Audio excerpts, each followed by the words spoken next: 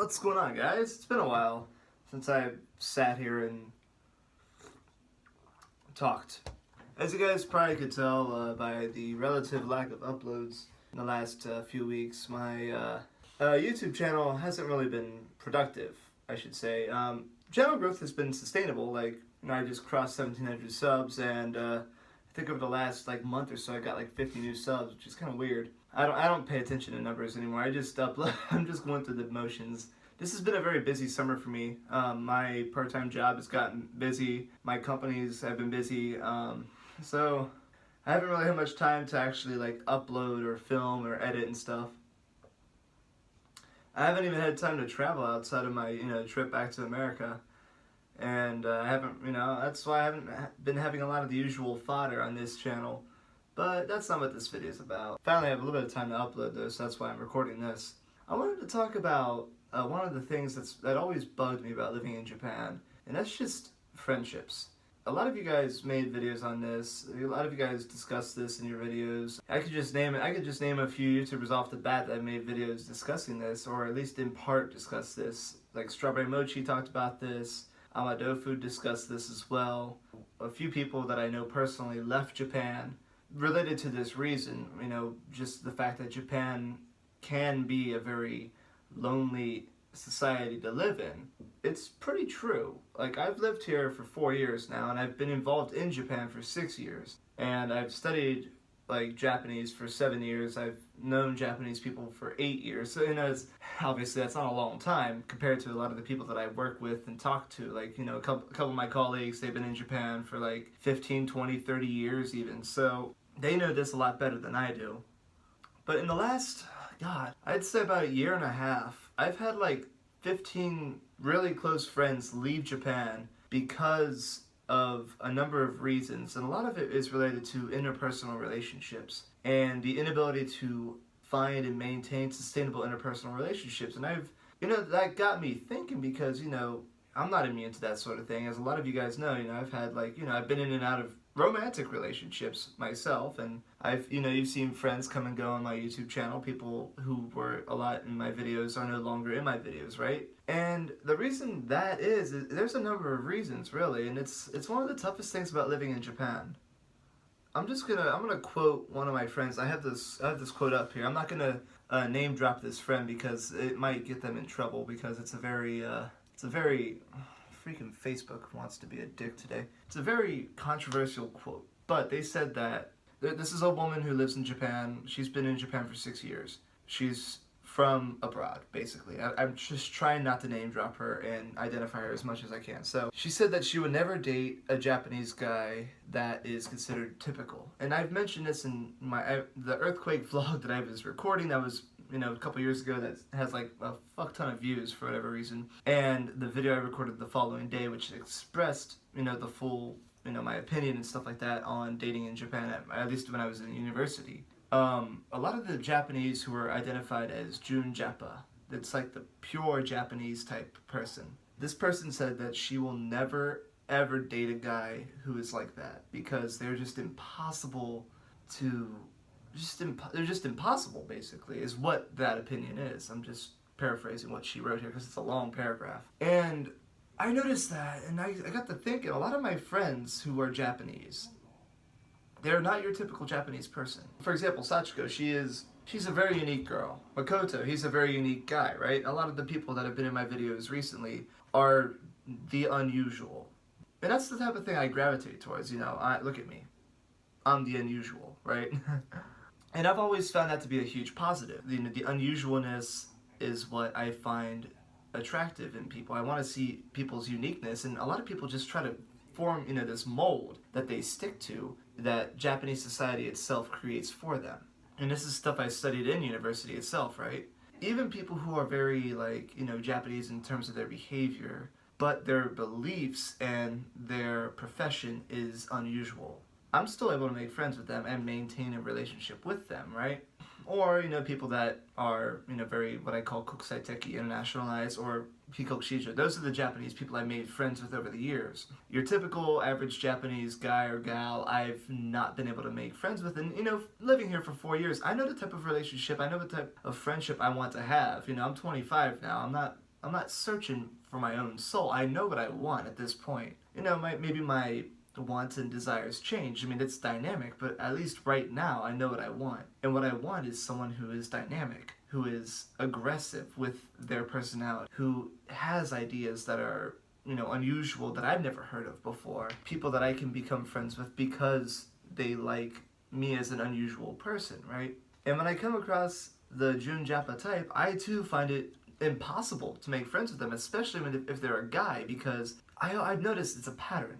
It's just a singular list of questions that you get all the time, and I have no problem answering those questions. I just wish people would, if they're curious about me, delve more about me instead of just their basic, oh, where are you from? What sort of high school did you go to? What do you do for work? Where school did you go to? Do you like Japanese girls? It's the questions you hear all the time. And I've been here for 4 years, and it's just every time I meet someone who would fit this mold that my friend just described in her Facebook post, or that I described as Jun Japa, it's all you would hear from them, really.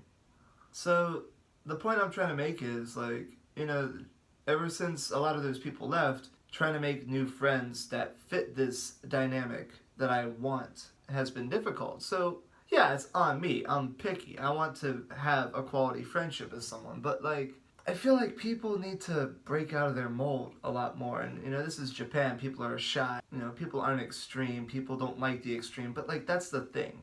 That's who I am, right? And that's who a lot of the people that come over here are. They have that working environment where they're supposed to fit that their place in that mold. And if they have that skill set that they want to use in that working environment, their manager is like, well, this is not your place. Even though you have this skill set, even though you could benefit the company very well, we're not going to use your skill set. You're just going to keep doing this all day. And that makes it a lonely working environment as well. Now, that hasn't happened for me, but that's happened to people that I know that's left Japan. This one person expressed to me recently in a phone call I had with them. They said that the reason that they're considering leaving Japan is because they just feel underappreciated, there's no room for growth, and because they don't fit that mold, they're just passed over by the guy that can be, shaped by the society and the company. And in the end, it ends up harming the company because the company hires someone who has no skill set, no experience, no nothing, right? No ideas, no objectives, no future in mind, no goals for themselves, and therefore no motivation. And then the company hires someone that just does a shit job. And then, somehow the blame falls on the foreigner working at that company. This has happened multiple times, and I could see that's one of the main things that drives people away from Japan. Japan needs to not drive people away. There's a population crisis over here. People aren't getting married enough, people aren't having enough kids over here, and that's, people have that choice that they want to make. For me, personally, I don't want to get married until I am financially grounded. If I was married right now, I wouldn't want any kids at all. I don't want to raise a kid. I want to focus on myself. And there's a lot of people like that, like me, right?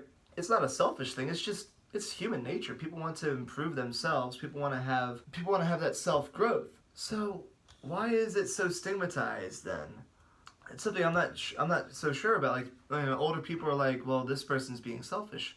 I think it's selfish to try to force younger people who have a skill set, an experience, an idea that's unusual to try to fit that mold. And that's why Japan has been struggling to maintain younger foreigners who come over here with a skill set. So you either have that M1 and then be a corporate slave all day, or you're an English teacher and barely make any money. In most cases, there's outliers that they make a lot of money, but again, that's those outliers are usually the people that are passionate about English teaching. It's what they trained to do in college. It's what they want to do for their career. It's what they had in mind when they were in school. It's what they had in mind when they came to Japan. There's a difference between that, the career English teacher that wants to do that, and then the guy who comes over here wanting to find a job.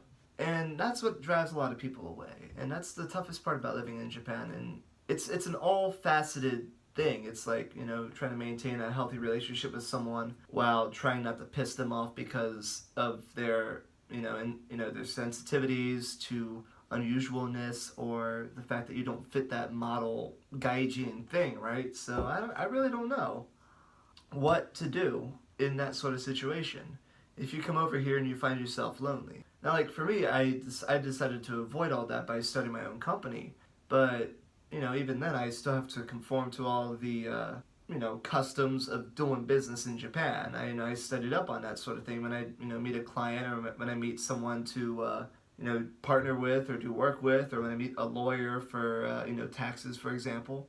I have to be very careful with my tone, with the way I present myself. I'm not gonna show up wearing a t-shirt and my hair down like this. I'm gonna be all hair up in a ponytail, wearing a suit or at least a button-down shirt. My emails are gonna be professional. They're gonna have all the stuff that Japanese emails do, except a lot of my correspondence is in English. There's a certain aspect of the culture that you just it's not gonna go away, and it's not problematic to have that sort of conformity right there. But still, it's something that I have to be mindful of when I'm conducting business. But like within my company, if I had employees, I would encourage those employees to be productive, creative, individuals, right? So, but that's a Western mindset. That's me, right? And within my friends group, I encourage my friends to do things they would never do outside of this friends group. So whenever people go to, for example, people go to Tokyo Maniacs events, there's something crazy going on in the Tokyo Maniacs events. A lot of people who go there are just like, whoa, I don't want to do that. I don't want to do that. I mean, obviously that's your choice, but criticizing people for having fun in a certain manner that doesn't harm anybody else. What's the point of that? Why are you at the party? I mean, that's an example, right? I've been rambling on a bunch. It's just, I turn the faucet on in my brain and then the words come out of my mouth. Or just plain shit comes out of my mouth sometimes. I don't know. And what goes in my mouth is green tea. I don't know. This has been on my mind for a while, and trying to maintain friendships in Japan, trying to maintain relationships in Japan, you gotta find people with open minds. And, even if you don't have an open mind yourself, you would accurately say to yourself, yeah, I'm not so open-minded. Try to be a little bit more open-minded. In myself, too, I gotta be, I have to be more open-minded. The more I try to do business in Japan, the more I try to work with people, the more I try to maintain friendships, make new friendships, I have to have an open mind, and a more open mind. I have to be careful how I address people. But at the same time, you can still be picky. You can still choose your friends. You shouldn't be forced to choose someone to be friends with. You choose who you want to be friends with when you come to Japan, even when you're just fresh off the airplane. So this was 15 minutes of advice from Phoenyx.